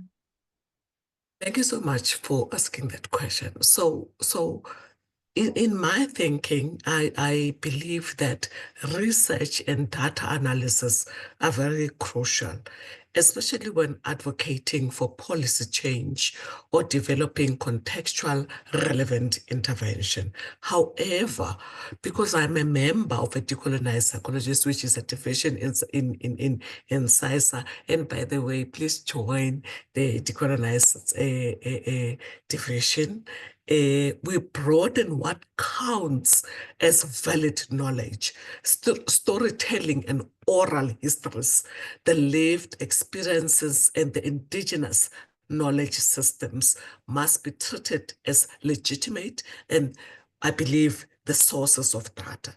But I also I believe that behavioral insights must be interpreted within the cultural and spiritual framework. So, for instance, when a learner is in a trance and report visions, it is not automatically diagnosed as dissociation or psychosis, but it may be a spiritual calling that needs to be understood within the traditional cosmetology. So I believe that research is very important in order for us to can understand the communities that we work with. Perfect. Last question from me, then I do want to open the floor for a little bit. But any advice or motivation or takeaway messages you want to give everyone on the call, whoever wants to get involved more in the decolonization space? Pakisha, I just need to just give this thing. So, I think I've missed this, and I think it's very important that I go back and indicate how my background has helped me in my current role as a psychologist. when I was training for being a psychologist, having been given the tools to understand the human behavior, the emotional development, and the systemic issues within the educational. And I also work with the criminal capacity and other social context. However, as a psychologist, where I advocate for a decolonized framework and being a member of an executive member, a member of the decolonizing psychology, I had questions that I need to answer, where I need to question aspect of Western psychology that really did not resonate with an African reality, and this has helped me to resonate with an African realities within the work that I do. So this background combined with the critical, reflective, then allowed me to support learners when I was working in the Department of Education and communities in a way that values indigenous knowledge, including African spirituality or traditional healing practices and community-based understanding of wellness. That's especially important in schools today, where I think the audience where we are right now will be engaging with those kind of communities where learners increasingly present as traditional healers or spiritual callings, which is a phenomenon where psychology must learn to understand, but also not to pathologize. To answer your question, which is where would we want to be right now, is. Thank you so much, Dr. Metsing. I'm seeing the chat is exploding. I'm sure Okay. you will get you'll try to respond to as many as soon as possible. But I think we have time just for one person to maybe unmute themselves and ask their question. My pleasure. But maybe put up hands and then we can call a lucky person. But I think there's at least 11 people who actually want to speak to Dr. Metsing. Her email address is, we will share it in the chat just now, but it is also on the PsySSA page. I'm not seeing any hands. I think everybody is just so overwhelmed and motivated by everything you just said, Dr. Metsing. But yes, we'll definitely put your email address in the chat. And there are many people who want to get in touch with you and are enlightened by this session. Thank you so much. Thank you, Katisha. Can I just conclude to say, in my last contribution to the discussion, I want to just give a motivation and advice to all aspiring psychologists and the audience that is here to say, I think it is imperative and it is very important that all psychologists that are being trained, they spend time in schools, in clinics, in community spaces. So not just in private practice, because there's a lot going on out there, but also to learn from elders, from traditional healers, and those living the realities that we, all of us, are studying as psychologists, but also to read critically and question and engage with the curriculum and embrace transdisciplinary learning and seek internship that also challenge the assumptions that we all have and expose us to the real South African diverse reality. Most importantly, which I want to say, is that the center of humanity in our practice, whether you are writing a report or you are sitting in a feedback session or designing an intervention, remember, you are working with people, not the problem. And my very last quote would be, remember that until the lion learns to write, every story will glorify the hunter. Thank you. Pakisha. Thank you so much, Dr. Metsing. You can see in the chat and the reactions, there's hearts and clapping and We really, really appreciate your time this evening. We're going to move over to our next speaker, Mr. Barry Viljoen. Another very powerful, exciting presentation. Over to you, Mr. Viljoen.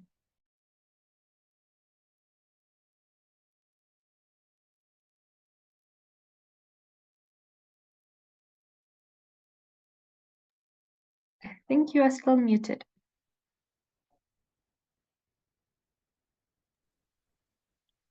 Right, good evening, everyone. Good evening, everyone. Can you hear me all right? We can hear you. Go ahead. Fantastic.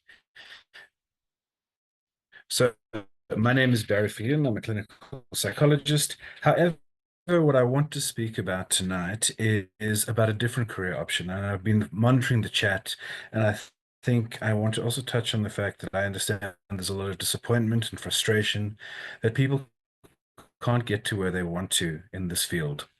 And it might feel unfair, it might not feel right. But I want to also offer another option, an avenue where if this is something that you're very passionate about, is a space that you can still stay in. So we know that mental health, and traditionally, especially with the way we study as psychologists, we assume that getting to being a clinical educational neuropsychologist or research psychologist is the end goal. However, I think it's important that we need to keep in mind that mental health as a field is incredibly broad, and there's a lot of opportunities available to psychology graduates. I know many psychology graduates I've seen have said, what is the point of the degree and where can I go to from here? And much like the status, culture, and identity interact, so too do the professional engagements. I think we've seen from many of us speakers the fact that as professionals, they've engaged in this field in very many different ways.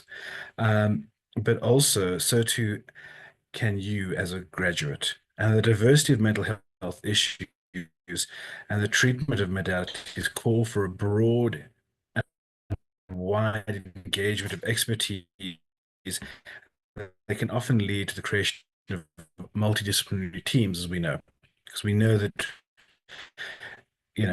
everything shows us the fact that we need to have many different modalities engaging. However, I know that many of you as psychology students, at least 4 years, if you have an honors, at least. And I want to assure you that your degree is not only meaningful, but also provides the opportunity for some financial stability. As students, it is understandable that you might feel pressure, especially from where many of us come from, with regards to making your education to work for you. In terms of your earning potential, we've heard that already, the fact that people can't afford to live for more than a year without making money. So unfortunately, the journey of becoming a registered psychologist or counselor often takes many years, and often it's very competitive. I think we've seen in the chat people saying about how few spots are taken and just how many people want it. So for many, the waiting period often is, after finishing your studies and securing a traditional path, you can feel discouraged, you can feel broken, you can feel hurt, you can feel as though you've been pushed aside. But at the same time, I want to highlight the fact that it's not just you facing rejection, but many others in the process. I know it's disheartening. I know it's easy to give up. And this is where I want to speak about a bit of hope. So I want to introduce the idea of how you can utilize those skills that you've already developed throughout your years of studying and to apply them in a meaningful and impactful way, particularly, for example, in the NGO sector, which offers a wealth of opportunities that can provide both personal as well as growth as well as financial support. And many psychology graduates may not initially consider working with NGOs and rather think of just psychotherapy or psychology within the individual practice setting. But these organizations can be an ideal platform for putting your academic training into practice, as well as ways in which are both fulfilling as well as financially viable, so that you can earn a living out of this. Right. So I also want to speak about the fact that it's a significant area where psychology graduates are in demand in the NGO sector, would you believe? So specifically in monitoring and evaluation, as well as project management. Historically, NGOs have recruited psychology graduates for internship roles within these fields, and because they've recognized the fact that you have analytical, organizational, and human-centered skills, which you've obtained during your training, which are invaluable to the context of community development and social services. These roles involve working on large-scale projects and are aimed to improve the well-being of various populations, especially marginalized communities and those living in poverty, or individuals affected by mental health challenges. And these skills you've acquired in terms of research, which we've heard about, your ability to analyze data and communication, as well as understanding human behavior, are directly applicable to the monitoring and evaluation and project management world, where you could measure the effectiveness of a program and you can ensure successful implementation of key components. So the question you might ask yourself is, what is M&E? M&E, monitoring and evaluation, involves tracking and assessing the performance of programs, as well as helping to determine if activities are making a positive impact. You could use things like tools, surveys, data analysis, and field observation. This is hugely important for funding, because we know that if a funder can't be told how much or what services they're getting for the amount of money they're putting in, they aren't going to reinvest in that. So your focus is generally on monitoring and measuring outcomes, right, as well as improving interventions, as well as information about future decisions. So you can hear how important that is. And think about in psychology what you already have. You understand research design, you understand data analysis, and you understand evaluation, as well as human behavior. What is project management in the same light? Slightly higher level, maybe a bit more experience, planning, organizing, and of course, executing projects effectively and efficiently. It involves budgeting, timeline management, teamwork, and reporting, and ensures that goals are met within the time and the resource constraints that are available. So what is the psychology link? Again, it's the communication skills you've got, your organization, your understanding of behavior change, and your ability to work as a team. So I'm not saying give up on a dream, but this could be a way of building up that repertoire. So often, frequently, people say, how do I get experience? How do I get the lived experience to apply for a master's program, for example? Now, if you're working in an NGO in either monitoring and evaluation or in project management, you don't only get invaluable professional experience, but also the opportunity to earn an income and to support yourself financially while pursuing where you want to go with your career. These roles provide ethical and practical work experiences and engagements with people and communities, often in under-resourced settings, which can be a deeply rewarding experience. And for many of us, can give us engagements with populations that we would never meet with. It can expand, grow, and we can see a lot more of how, as we heard earlier, South Africa is a diverse and complex place. Right, so many NGOs operate in environments where mental health care is integrated with broader social services, providing students with the opportunity to understand the intersect between mental health and other social determinants of health, such as poverty, education, and to address healthcare, as we know the massive disparities which exist in this country. So, again, the skills which you need, they're relevant to monitoring and evaluation, the data, the evaluation, the effectiveness of research. It also gives you, what I haven't touched on, is a real world application of your psychological skills in a systemic context. So why should you work for an NGO? Why should you look at this? Personal growth. You also have professional growth. As I said, a lot of NGOs historically were taking on interns in these roles, and it could be a way that you could also get your feet wet and see, oh, this is something I really, really like. You can explore different parts of the country, different countries as well, frequently, because NGOs are based and projects are based across the globe. So thinking about ethical engagement, also a huge one, where again, you're helping and you're not just going in haphazardly or doing damage, or as some would tell you, that sometimes people go in to get experience, often at the detriment of populations and of people. And again, to earn something, which we know is such a challenge at the moment, that if you've put this money out from social pressures, as well as just to pay off student debt, it's so important to actually earn something potentially. So I've said many NGOs were offering these spaces for internships. Obviously, things have changed with regards to global funding cuts. However, I'm sure there are avenues, and you need to look at spaces like LinkedIn, the newspapers, and other social media sites as well. So it can open doors to other roles. I mean, for example, I know many people who moved into these realms who then chose to follow this route, sorry, as opposed to having continued with psychology. And the importance of, again, hands-on experiences in community health initiatives. I think a lot of the time, one of the big complaints about our qualifications is that undergraduate and honors levels are often very academic, but very removed from the day-to-day lived experience, which I think as soon as you move into a master's program, you start to actually see what mental health looks like in community settings. So the exciting thing is also collaboration across disciplines, right? Your role in multidisciplinary teams. NGOs operate in teams of professionals from diverse fields. Again, getting the exposure and understanding how different professions work. Your psychology background complements the work of social workers, healthcare professionals, and educators. Your skills that you know, can contribute to holistic community-based interventions, which we've just heard a lot about, and an awareness of the needs. So what are the objectives that I've hopefully touched on? Is the fact to introduce you to alternative career paths, to empower you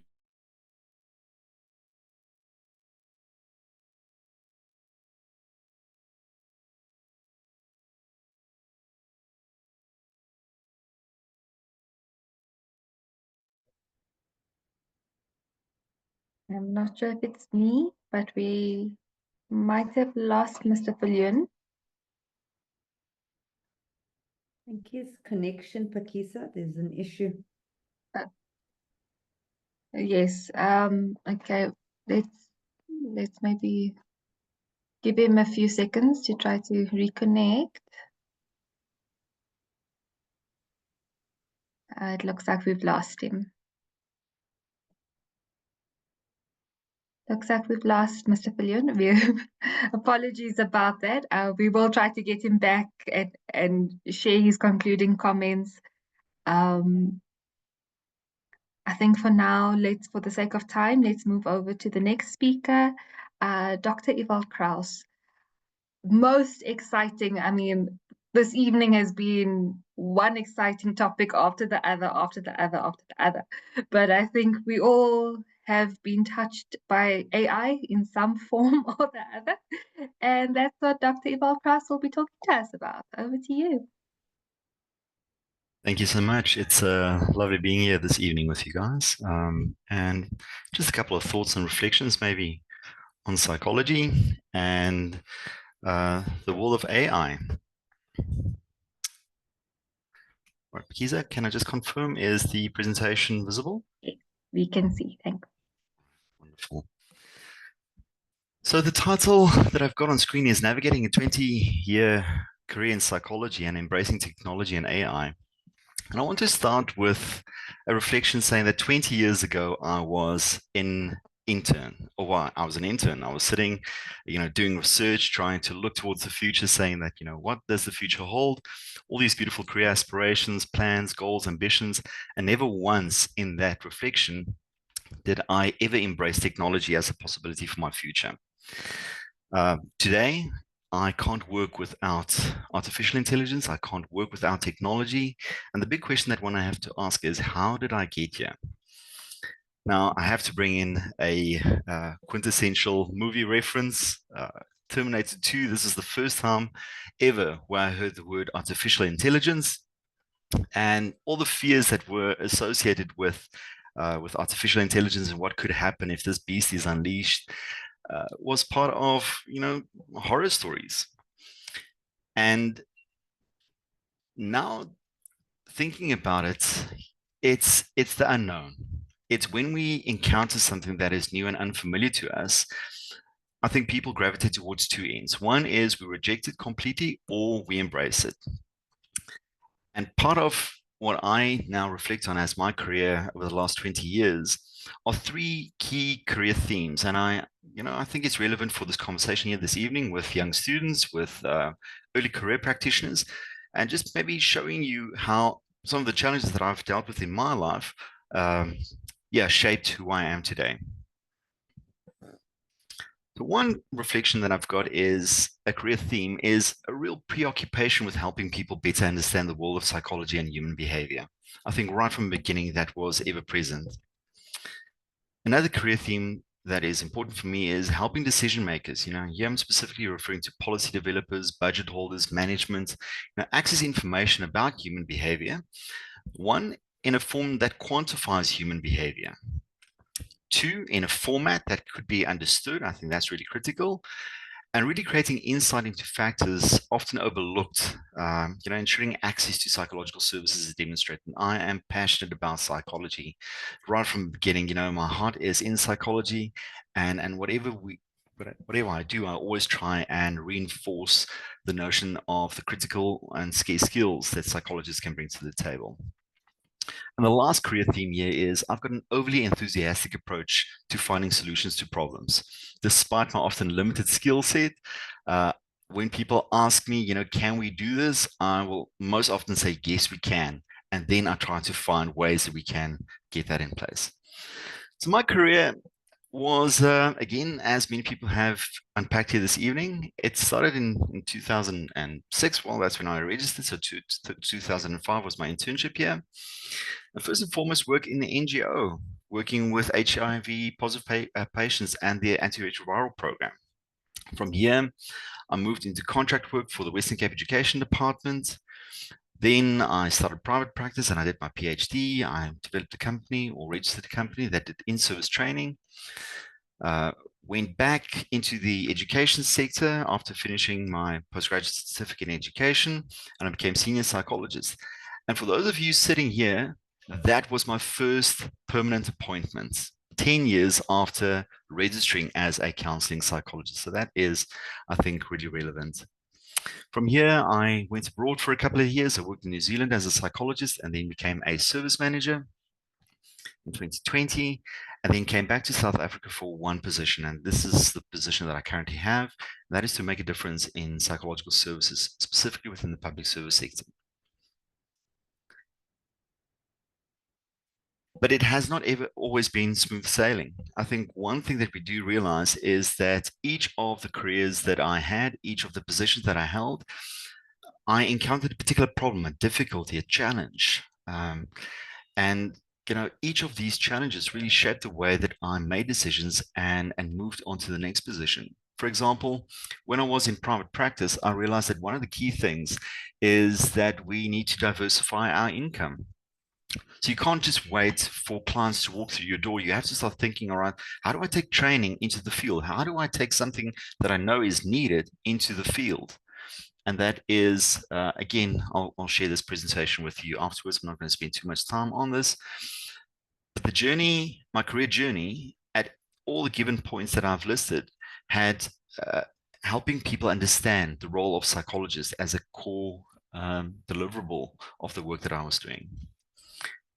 And now we find ourselves in the world of artificial intelligence, not within Terminator 2 and in the movies, but actual real life examples.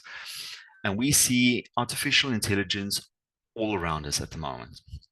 I do believe that it is going to transform psychology. It really already has started to impact assessment. It looks at therapy. We're taking a look at research and ethics. We know of the ethical challenges that we have regarding data privacy and AI decision making. And that's also the reason why PsySSA start to conceptualize the notion of an AI division, bringing people with vested interest in psychology and artificial intelligence around the table and saying, what can we do and how can we help shape psychology in the world of AI? The Health Professional Council is also working on an AI guideline document, which would be developed soon or released soon. So I think that is that's really interesting to see these developments taking place. But as a practitioner, as someone with a keen interest, I think one of the important things to realize is that we can never say that we are fully in control. This quote is really, it resonated with me. So by far the greatest danger of artificial intelligence is that people conclude too early that they understand it. And even though I've got a keen interest, I don't advocate myself as a specialist or somebody that understands it completely. But I do see the world of artificial intelligence impacting our world. So I'd rather position myself as closely as possible to these things taking place around us.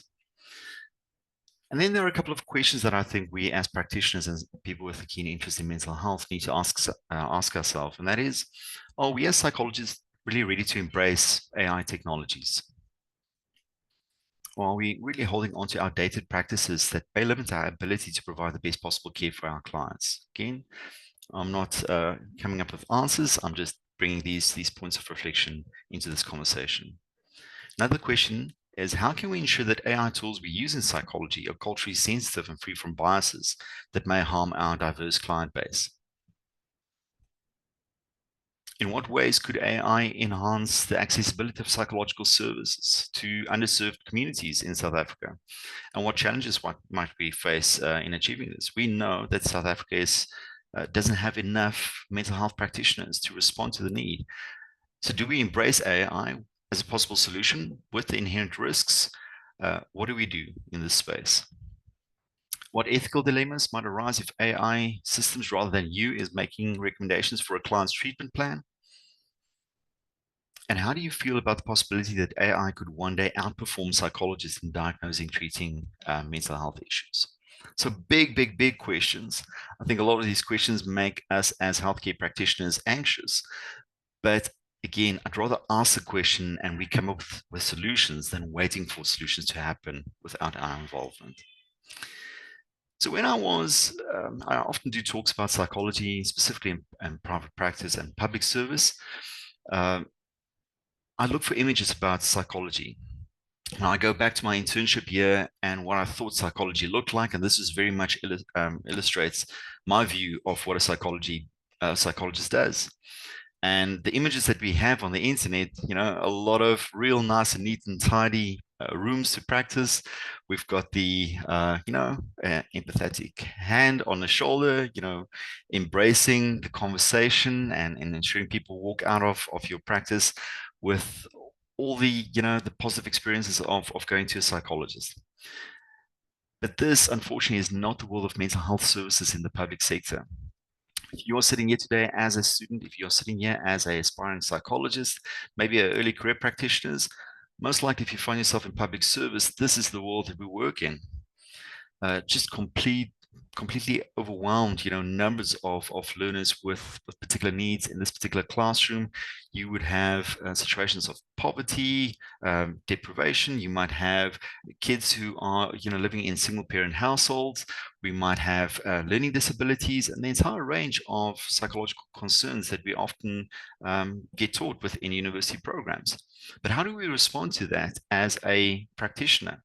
How do we meet the needs of the clients where the clients are? And this is, I think, where we definitely have to start thinking about data. I think we have had many conversations this evening around the importance of data. But data, if you're a data specialist, helps you understand the information. Data for people that hold the budget, data that helps people understand the complexity of human behavior, needs to be put in a different format. So on the right, you'll see a very typical screen of an Excel sheet. And on the left, you'll see how business intelligence systems can help us quantify human behavior.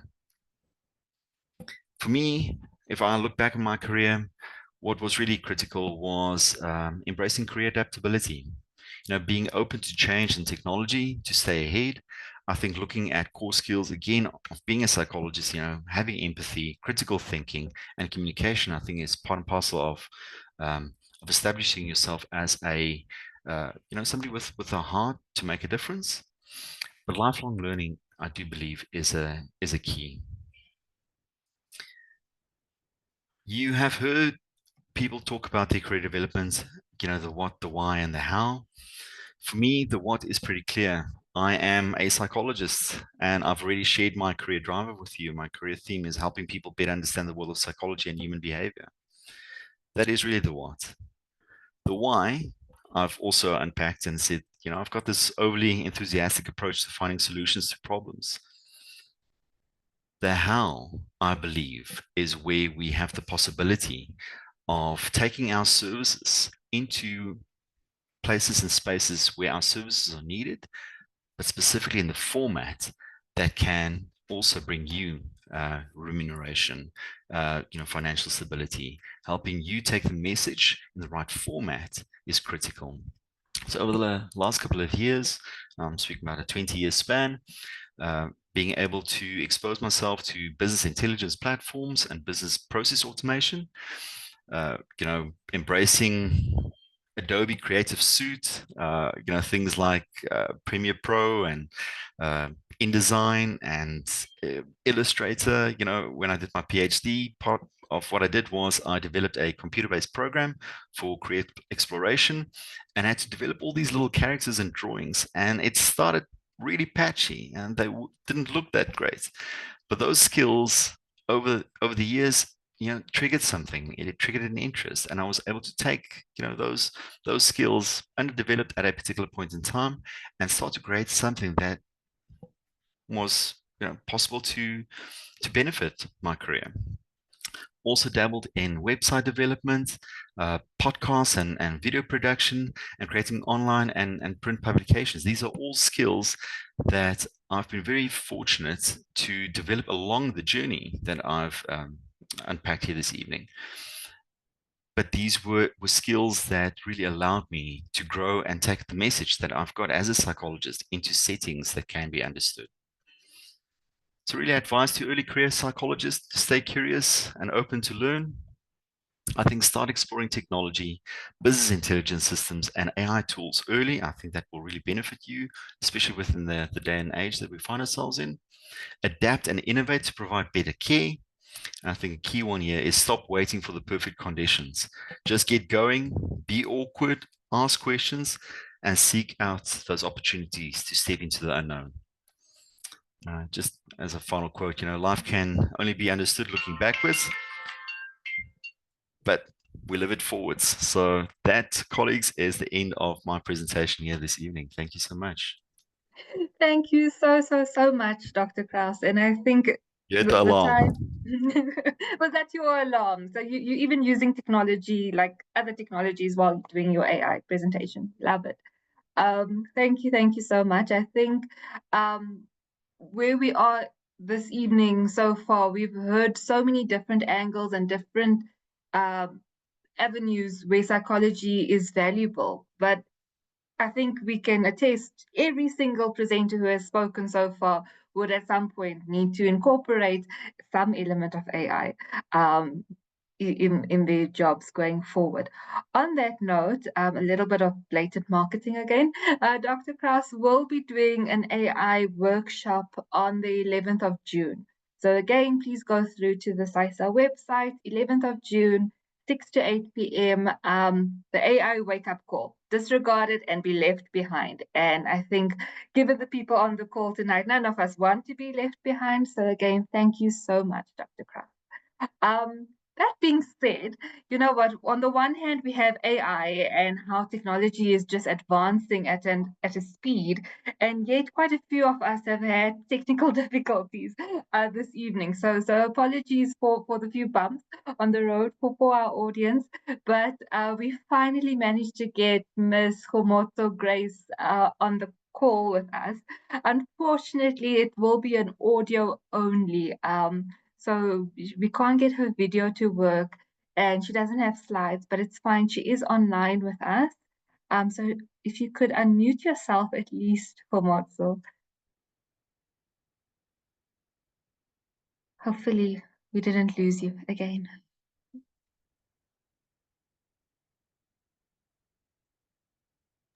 He said, don't promote online. Oh dear. All righty. That's okay. We'll try again just now. But then, you know, she was an absolute fan favorite in part one. Kumotso. Hello. Oh, there I am here. There we go. Fantastic. Sincere apologies, everyone. What a treat. So many pearls of wisdom from part one and today from everybody who has spoken. Thanks to everyone and the PsySSA team. Thank you for having me, Dr. PsySSA. Super, Komotso. Thank you so much for being able to join us by whatever means possible. So yes, maybe start off with introducing yourself. What is your registration category and how have you taken a different path? Thank you. So my registration is clinical psychology. However, hand on heart, I have spent the bulk, if not 70% of my past 30 years working in corporate. I could easily say I'm registered as a clinical psychologist who had the privilege of working as an industrial. That's how my life path panned out. Honestly, better note, our see of the lamp. And we also, oh my word, we're going to be working in hospitals, and we felt very intimidated. And little did I know how interesting life gets when we allow ourselves to be open. Let me go. Moving from clinical into a more corporate environment, did you have to pick up any additional skills, or were there other certificates that you required? Certainly. So I needed to accredit myself as a coach to be able to work with people at all levels. I had to learn to spend time in design sessions with people that were working on system implementations, on digital transformation. I've had to learn cybersecurity. It's interesting that today I locked myself out of Zoom completely. Yeah, so it's been interesting. I've also had to take on business management and entrepreneurial skills along the way. Any mindset shifts that you felt you needed to make moving from one environment to another? Yes, so the biggest one I had to quickly acknowledge, and many of our colleagues have spoken about it tonight and last week. To be a lifelong learner comes in very handy. That was the first one. I also had to think through a mindset that says nothing is beneath us as psychologists, and that's what I would urge our colleagues to think about when opportunities present themselves. So instead of thinking of our graduate degrees and categories as fixed boxes, when we are open-minded, we can use them as springboards to embrace new opportunities to show up. Wonderful. Thank you so much, Homotso. I am seeing a few questions in the chat, and I am cognizant of time. I'm seeing a few people. Are there any questions for Homotso before we move over? I'm not seeing any hands up at the moment. So given time, we're quickly going to move over to Lynn Homotso, but please, Homotso is in the chat, so ask your questions there, and she will respond as soon as she can. Thank you so much. Right, and then thank you, everybody. Thank you, Homotso. Sorry about all the technical difficulties. Right, Apologies and then from me. So in part one of the series that took place last month, we had a very lovable Lynn Richards, who spoke about her journey to qualifying as a psychologist. But today she's going to actually delve into a little bit more detail on what she did before qualifying. So many alternative pathways taken here, from research assistants to project management to lecturing and tutoring. And some of those were covered in some capacity earlier this evening. But I think, Lynn, you know your story. Maybe, yes, tell us. What were the benefits of taking so many paths along the way? Thank you so much, Pakiza. And just to introduce myself to those of you who didn't join last week, I'm Lynn Richards. I'm a clinical psychologist in community service in the Mngungundlovu district, and I'm also the chairperson of the Trauma and Violence Division of PsySSA. If you haven't heard about us, take a look at our page on the PsySSA website. We do a lot of work with regards to, the current state of South Africa in terms of trauma and violence.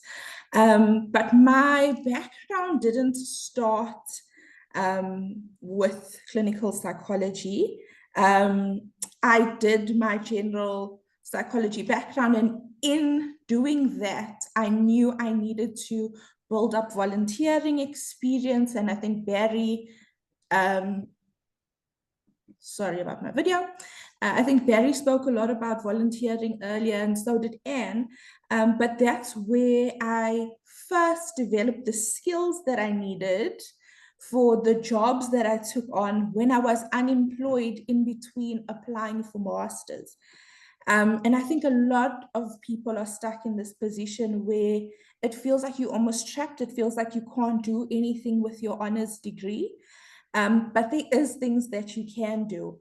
And a good way in the door is through volunteering and through keeping in contact with lecturers, mentors, and so forth. So let me just explain a little bit about my process. I started off with the KZN SADC branch, so the South African Depression and Anxiety Group in KwaZulu-Natal. And we were quite a small team, but there was a lot of opportunity because we were a small team, there was a few people doing a lot of work. So quickly project management work became research work. And I had the opportunity of working with researchers outside of just the psychology field. So what you will find out is that you do need to branch out. Within the field of mental health, there is a lot that you can do. You can work within a multidisciplinary team. You can work with more things like behavioral. So I started off my first research work with the Department of Behavioral Medicine, as well as the Department of Psychiatry. And that just was simple things like data collection, data capturing. So being a research assistant encompasses many different things. As I mentioned, data capturing, looking for literature, doing initial literature reviews, being an administrator or an admin assistant for large projects, keeping psychological tests in order, creating batteries for the psychologists to then to complete with participants, doing participant admin. And so that's where it started. And that was initially a volunteer basis. And that was where I gained those skills. And within that psychological field and the SADC KZN, I had the opportunity to also do outreach talks.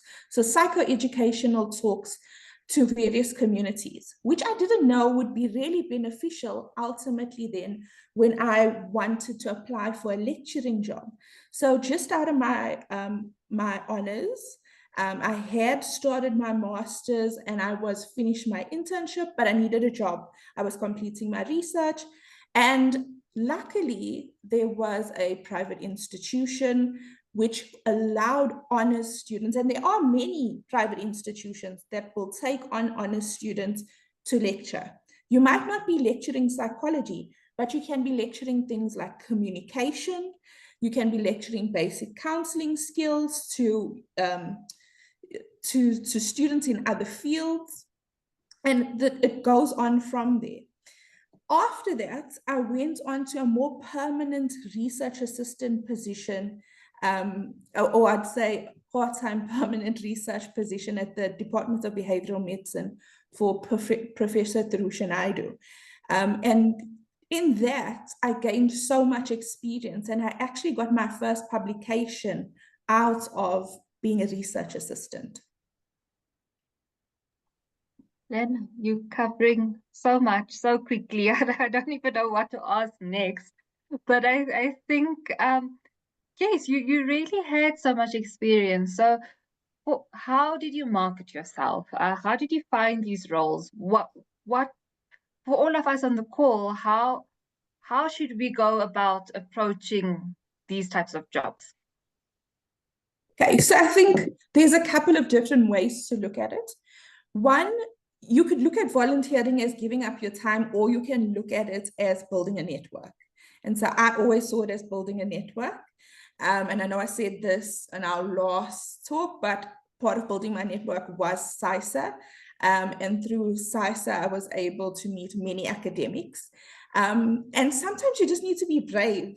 And fuss baits and go to Congress, even if you have very little money, or volunteer to go to Congress and speak to people in the field.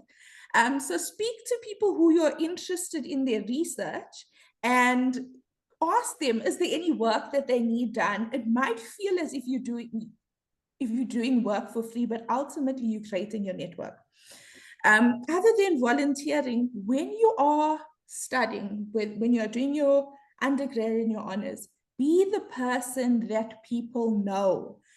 Go up to your lecturers. Don't hide in the classroom and not want to be seen. You need to make yourself known if you want to create any connections.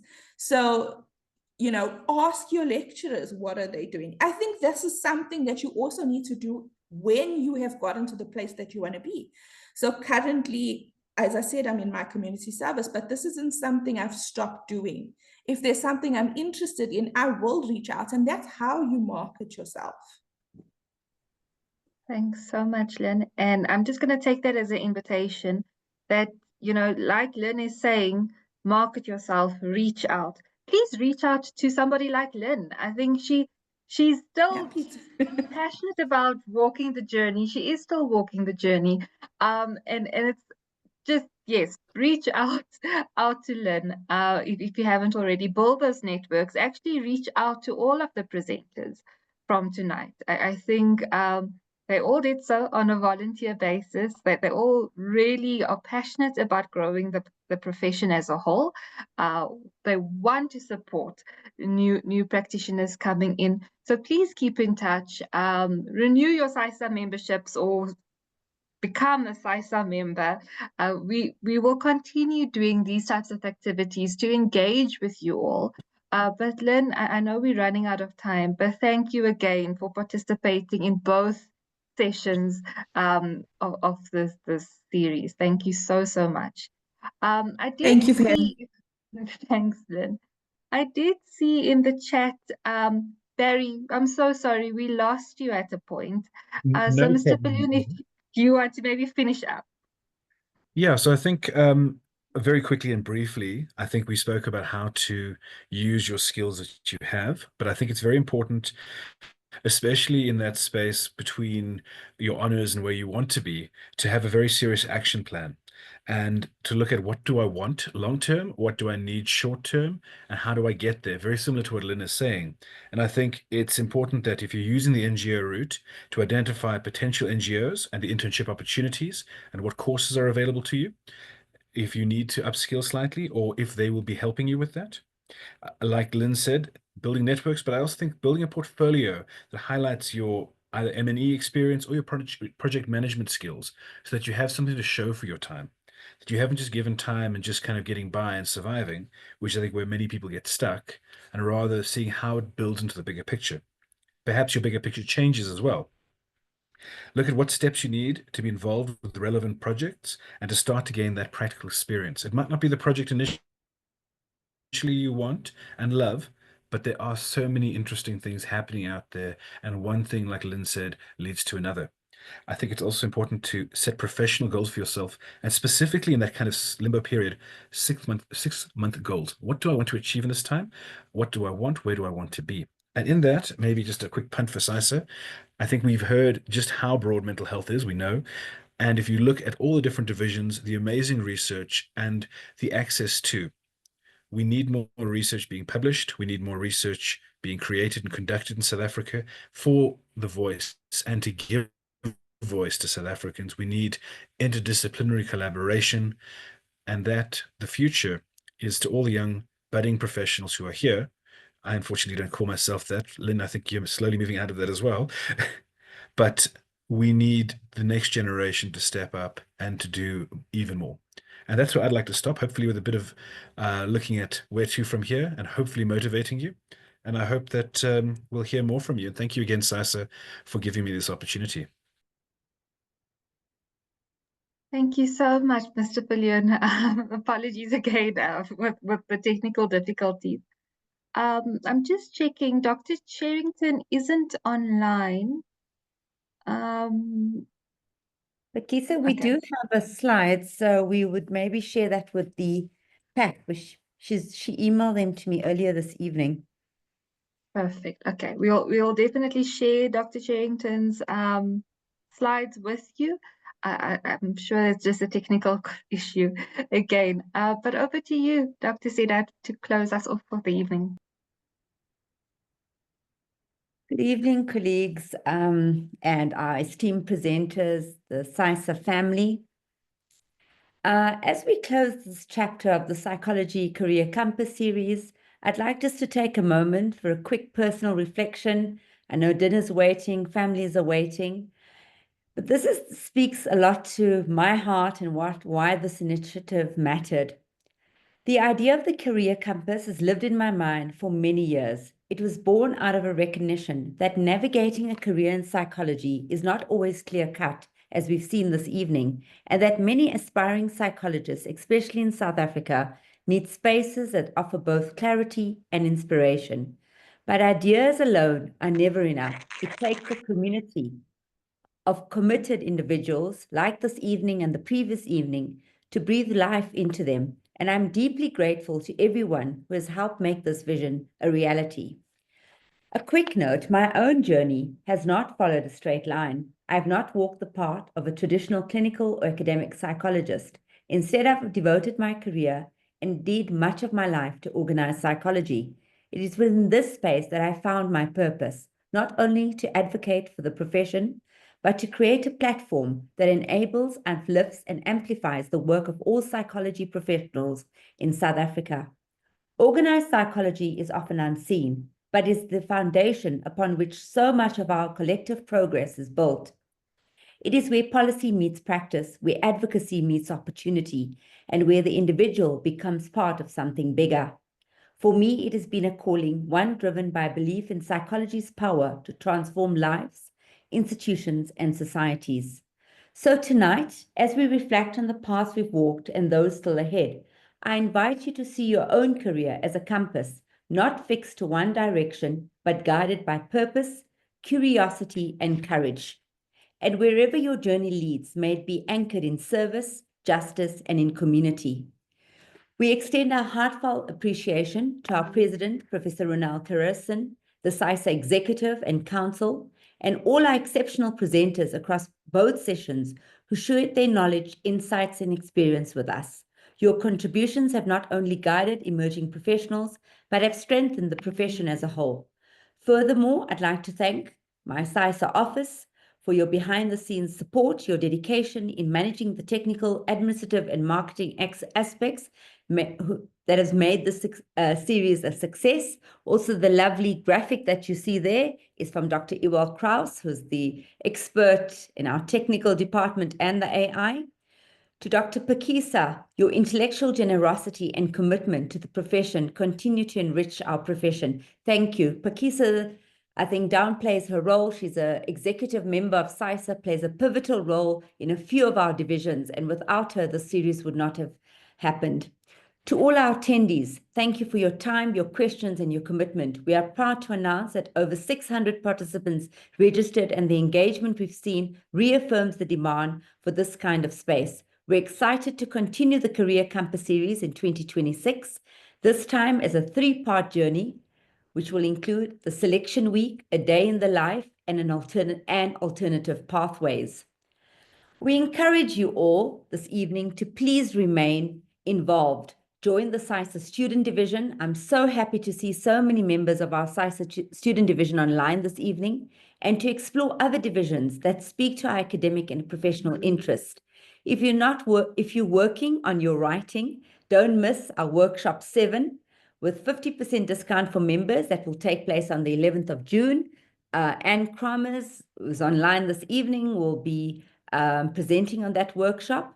In light of Youth Month in June, Dr. Nick Malhaba, a PsySSA executive member, will be presenting a free webinar, which is entitled Thesis to Publication.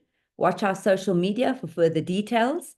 Also, I think 4 of our divisions will be hosting a free board preparatory exam workshop on the 21st of May. And to all our students this evening, consider volunteering for the upcoming PsySSA conference, which will be hosted at the Durban ICC from the 14th to the 16th of October, as well as the 8th South African Student Psychology Conference at UNISA from the 8th to the 10th of July. At PsySSA, we are building a profession that is inclusive, socially responsive, and future-focused. We are proud to be the center of psychology in South Africa, anchored in our history, while boldly stepping into the future. As we honor the legacy of those who came before us, we also hold space for innovation, diversity of thought, and a profession that truly serves all South African people. PsySSA stands as a bridge between generations of practitioners, between disciplines and sectors, between South Africa and the global psychology community. Let us continue to walk this path together, guided by integrity, excellence, and shared commitment to human rights and social justice. Today is not the end, it is the beginning. Let us continue to build, to lead, and to serve. Thank you to all, and I hope you have a beautiful evening.